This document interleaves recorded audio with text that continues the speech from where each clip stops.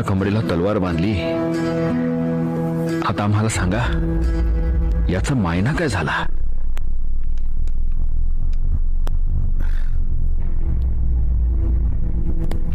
आम्ही सुभेदार झालो. येतानी धामी कोणी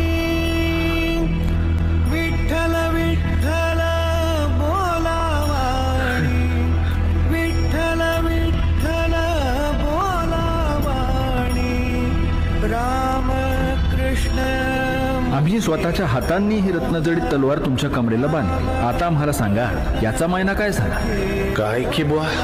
अहो म्हणजे तुम्ही आता सरदार राहिला नाही, आजपासून तुम्ही सुभेदार झाला. सुभेदार तान्हाजीराव मालुसरे.